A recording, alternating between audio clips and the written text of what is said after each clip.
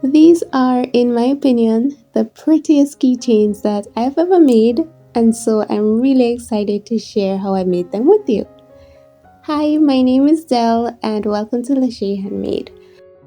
For this project, I am using 2-part epoxy resin, and I used several different bright colored mica powders to color the resin.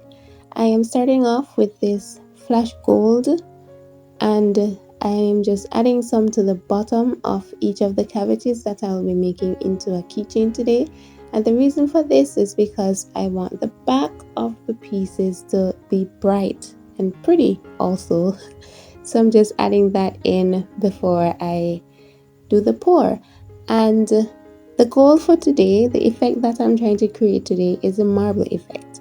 I just think it's very pretty, so I wanted to create some pieces with that effect.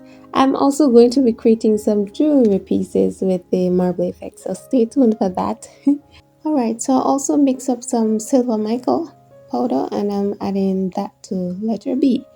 Now it's time to do the pour, but before I did, I wanted to make sure that the resin was at the right thickness that I was aiming for, because in researching this effect, you don't want the resin to be too thick, but you don't want it to be too thin. And the reason is because you do want the different colors resin to blend, but you don't want it to blend too much. This is about 20 minutes since I've mixed the resin and added the colors.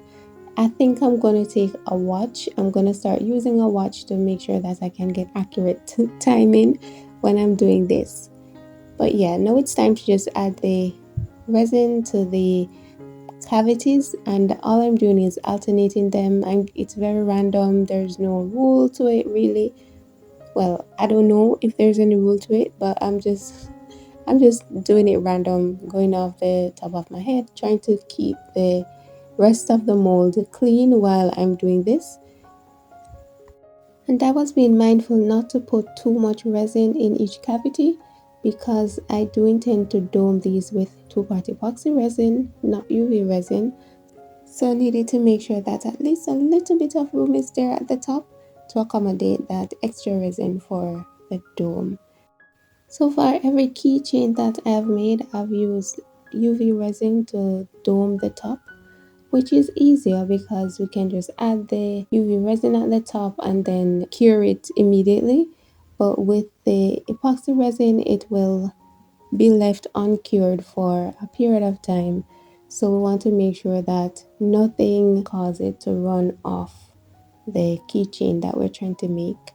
And the reason why I didn't want to use the UV resin to dome these is because I've realized in the past that I can see the difference between the UV resin and the 2-part epoxy resin, and the quality of the 2-part epoxy resin is better in my opinion. The UV resin gets kind of cloudy after a while after the scratches, but the 2-part epoxy resin doesn't look the same, and I really wanted these pieces to be the highest quality that I can possibly make. So that's why I wanted to use epoxy resin all the way through. So as you see, with the first piece that I was doing, after adding the 2 colors that I'm doing, white and then a bright color, blue, I just used a stick to add streaks of the flash gold to create kind of a pattern. I'm not even sure if it looks like a marble, but it looks pretty to me. At this point, I am speeding up, so I'm just going in with the white and I'm adding that to all the cavities, and then I'm going in with the respective colors that I wanted to add with the whites. I realized that not much blending seems to be taking place, and I suppose it's because the resin was a little bit too thick when I started to work with it. But they still look pretty to me, so you know what they say, all's well that ends well. And I feel like these ended well, so I'm happy with the results. Alright, so after filling the cavities to the desired amounts with the different colors, I'm just going in with the flash gold and I'm creating little streaks to just brighten the pieces a little bit. And the last piece, the actual last piece that I'm doing, is letter B there. And I was just going for it because everything has gotten, all of the resin has gotten really thick at this point. So it's the only one that's actually decided to use two different colors, and it just happened to be the blue colors, and it kind of looks like just the one color. So that didn't really do anything for it. The last thing I did at this point was to just go back in with some gold streaks because I felt that they had dulled down, or maybe they sunk a little bit. Alright, so this is the next day, the next morning, and the first thing I did was to make sure that the resin cured.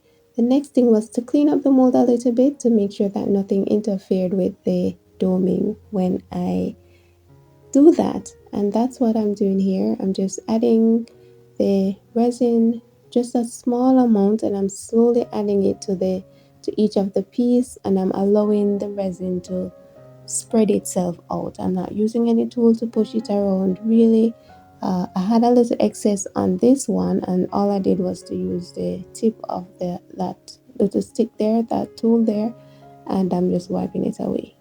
And after that, I just used a lighter to burst the surface bubbles. And then this is the evening of the same day, and everything has cured nicely and lovely and looking really pretty. And this is this is my favorite part, as you probably know if you've been here before.